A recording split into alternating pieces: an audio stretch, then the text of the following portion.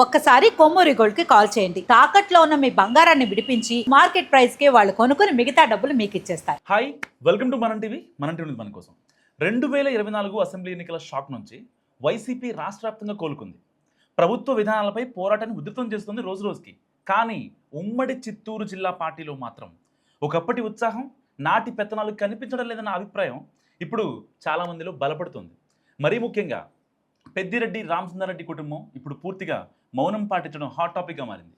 మొన్నటి ఎన్నికల్లో జిల్లా వైసీపీ నేతలంతా ఓడిపోయినా పెద్దిరెడ్డి కుటుంబం మాత్రం గెలిచింది. కానీ కూటమి ప్రభుత్వం అధికారంలోకి వచ్చాక ఈ ఫ్యామిలీ మీద గట్టిగా కన్నేయడంతో సీన్ రివర్స్ అయింది. వరుస కేసులు, దర్యాప్తు సంస్థల నిఘాతో పూర్తిగా డిఫెన్స్లో పడ్డారన్న మాట వినిపిస్తుంది చిత్తూరు జిల్లాలో. 2019, 2024 మధ్య కాలంలో జరిగిన అనేక వ్యవహారాలకు సంబంధించి వివాదాల్లో ఇరుక్కున్నారు మాజీ మంత్రి. భూ ఆక్రమణలు, మదనపల్లి సబ్ కలెక్టర్ కార్యాలయం ఫైల్స్ రూమ్లో మంటలు రాష్ట్ర వ్యాప్తంగా సంచలనం క్రియేట్ చేశాయి. ముఖ్యమైన ఫైళ్లు తగలబట్టడం వెనుక కుట్రకోణం ఉందని పోలీసులు నిర్ధారించడంతో అన్ని వేళ్లు పెద్దిరెడ్డి, ఆయన కుటుంబ సభ్యుల వైపే చూయించాయి. దీంతో కేసు నమోదు తర్వాత మాజీ మంత్రి ముఖ్య అనుచరుడు మాధవరెడ్డి, వ్యక్తిగత కార్యదర్శి తుకారాం సహా చాలామంది అరెస్ట్ అయ్యారు.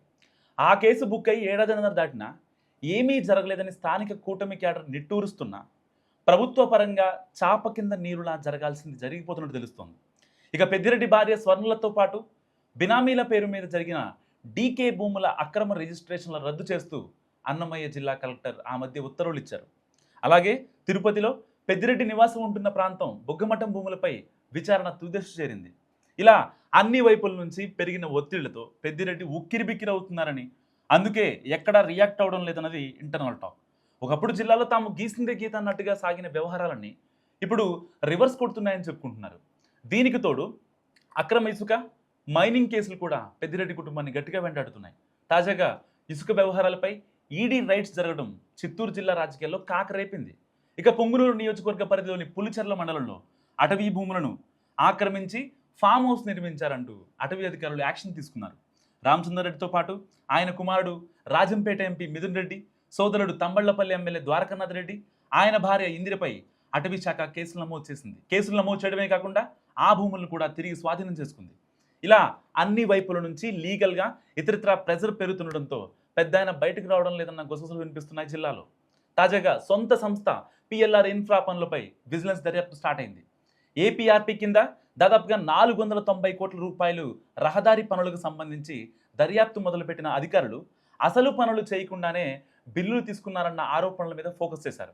ఇందులో భాగంగా పూర్తయిన 350 పనులపై క్షేత్రస్థాయి పరిశీలన జరుగుతుంది.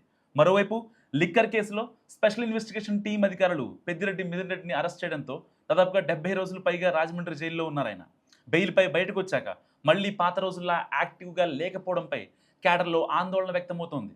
అదంతా ఒక ఎత్తు అయితే, ఎంత కేసులుంటే మాత్రం అంత పెద్ద నాయకులు భయపడతారా? వాళ్ళ మౌనానికి అదే కారణమా, లేక అంతకు మించిన రీజన్స్ వేరే కూడా ఉన్నాయా అన్న సందేహాలు సైతం ఒక వర్గంలో ఉన్నాయి. రేపు స్థానిక సంస్థల ఎన్నికల నాటికి వీళ్ళు గనక మౌనం వేడుకుంటే పార్టీ పరిస్థితి తేడాగా ఉంటుందని జిల్లాలో ఇక నోరెత్తలేమంటూ కొంతమంది వైసీపీ సీనియర్స్ బహిరంగానే కామెంట్ చేస్తున్నారు. లోకల్ బాడీస్లో ఏకగ్రీవాలు ఉండకూడదు, సత్తా చాటాలని పార్టీ అధినేత జగన్ ఇప్పటికీ చేసిన ప్రకటన ఇక్కడి లీడర్స్ని మరింత టెన్షన్ పెడుతోంది. తండ్రి కొడుకులు తిరిగి యాక్టివ్ అవుతారా లేదా ఆసక్తిగా గమనిస్తున్నాయి జిల్లా వైసీపీ నేతలు, కార్యకర్తలు, అభిమానులు. మరి మీరేమనుకుంటున్నారు? పెద్దిరెడ్డి మౌనం వెనుక వ్యూహమా, స్ట్రాటజీనా? కామెంట్ చేయండి.